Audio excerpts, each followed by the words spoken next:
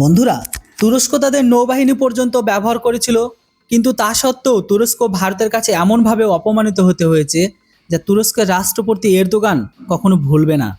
আর বিশ্বাস করুন, তুরস্কের রাষ্ট্রপতি এরদোয়ানের এই বিষয়টিতে সবচেয়ে বেশি আফসোস থাকবে যে ভারতের বিরুদ্ধে করা তাদের এত বড় প্রচেষ্টা সম্পূর্ণ ব্যর্থ হয়েছে। যেমনটা বৈশ্বিক ভূ রাজনীতি বা বিশ্ব রাজনীতির বর্তমান প্রেক্ষাপটে তুরস্কের রাষ্ট্রপতি এরদোয়ানের নেতৃত্ব ক্রমাগত এমন কূটনৈতিক আর সামরিক চাল চালানো হচ্ছে যার একমাত্র উদ্দেশ্য হচ্ছে ভারতের বৈশ্বিক প্রভাবকে দুর্বল করা, যার জন্য তুরস্ক নিজেদের নৌবাহিনীকেও ব্যবহার করেছিল। ঘটনাটা এখন ঠিক এমন যে তুরস্ক মধ্যপ্রাচ্য আর ভূমধ্যসাগরে ভারতের জাহাজ অর্থাৎ কার্গো শিপকে থামানো এবং সাপ্লাই চেন বা সরবরাহ ব্যবস্থার ক্ষতি করার প্রত্যক্ষে আর পরোক্ষ চেষ্টা করে। ভারত ওয়ারএফের সাম্প্রতিক রিপোর্ট অনুযায়ী তুরস্ক গত 1 বছর ধরে এমন চেষ্টা চালিয়ে আসছে, কিন্তু এখন তুরস্কর এই চেষ্টা তাদের নিজেদের উপরে উল্টে এসেছে। বিষয়টি হলো, তুরস্ক ভেবেছিল মুসলিম দেশগুলো বন্দরগুলোতে যেন ভারতের প্রাধান্য না পায়, আর এর জন্য তুরস্ক তাদের নৌবাহিনী আর নিজেদের কূটনৈতিক মাধ্যম ছাড়াও মুসলিম দেশগুলোর প্ল্যাটফর্মকে ব্যবহার করেছিল।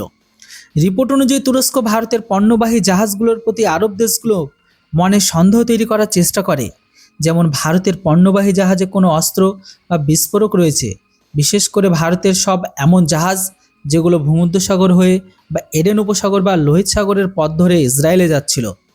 ভারতের সেই জাহাজগুলোকে তুরস্ক সন্দেহজনক হিসাবে দেখানোর চেষ্টা করেছিল এবং এই সমস্ত প্রচেষ্টায় তুরস্কের নৌবাহিনীও জড়িত ছিল।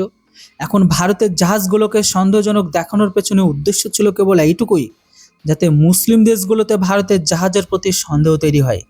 ধাপে ধাপে ভারতের জাহাজগুলোতে যেন কড়া তল্লাশি বা চেকিং করা হয়, যার ফলে ভারতের সামুদ্রিক বাণিজ্য ক্ষতিগ্রস্ত হবে। কিন্তু এখন খবর এমন এসেছে যাতে তুরস্কের মুখে বড় আকার চড় লাগে, কারণ রিপোর্ট অনুযায়ী যখন থেকে ইরান যুদ্ধ শুরু হয় তখন থেকে উল্টো তুরস্কের জাহাজগুলোর তল্লাশি বেড়ে যায়, কারণ এই পর্যন্ত মধ্যপ্রাচ্য থেকে শুরু করে ইউরোপ পর্যন্ত কেউ ভারতের কার্গো শিপ তল্লাশি করেনি। কিন্তু সেই ভূমধ্যসাগরে ইউরোপীয় নৌযৌথ টাস্ক সেই ফোর্সে তুরস্কের একাধিক জাহাজ গভীরভাবে পরীক্ষা করেছে এবং ইউরোপীয় টাস্ক ফোর্সের এই তদন্তের পর আরব দেশগুলো সতর্ক হয়ে যায়। এখন দেখা গেলে আপনারা বুঝতে পারবেন এটা বেশ চমকপ্রদ বিষয় যে ইরান আমেরিকা যুদ্ধের পরিস্থিতিতে বিশ্ব ভারতের জাহাজগুলোকে বিশ্বাস করছে, কিন্তু তুরস্ক যারা নিজেরা ন্যাটোর সদস্য তাদেরকেই কেউ বিশ্বাস করতে পারছে না। অন্যদিকে তুরস্ক যারা ভারতের জাহাজগুলোকে মধ্যপ্রাচ্যে আটকাতে চেয়েছিল বা থামাতে চেয়েছিল, তা সত্ত্বেও সেই মুসলিম দেশগুলো কিন্তু ভারতের জাহাজগুলোকে সবচেয়ে বেশি আর সবচেয়ে কম সময়ের মধ্যে অনুমোদন দিয়েছে। অথচ উল্টে এখন তুরস্কের জাহাজগুলো অনুমোদন পাওয়া খুব কঠিন হয়ে গেছে, কারণ খবর রয়েছে সংযুক্ত আরব আমিরাত তুরস্কের পণ্যবাহী জাহাজগুলোর ক্ষেত্রে ওয়ার্নিং বাড়িয়ে দিয়েছে। পরিস্থিতি তাহলে একটা এমন পর্যায়ে পৌঁছেছে যে তুরস্ক আর সংযুক্ত আরব আমিরাতের মধ্যকার দ্বিপাক্ষিক বাণিজ্য $5 বিলিয়ন নিচে নেমে এসেছে।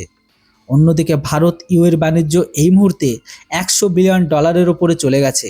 অর্থাৎ তুরস্ক যে গর্ত ভারতের জন্য খুঁড়েছিল, তুরস্ক এখন নিজেই সেই গর্তে পড়ে গেছে। এইদিকে ভারতের বদনাম করার চেষ্টায় তুরস্ককে কেবল চরম অপমানিত হতে হয়নি, বরং ভূমধ্যসাগরে তুর্কির নৌবাহিনীর নির্ভরযোগ্যতা নিয়েও প্রশ্ন উঠতে শুরু করেছে।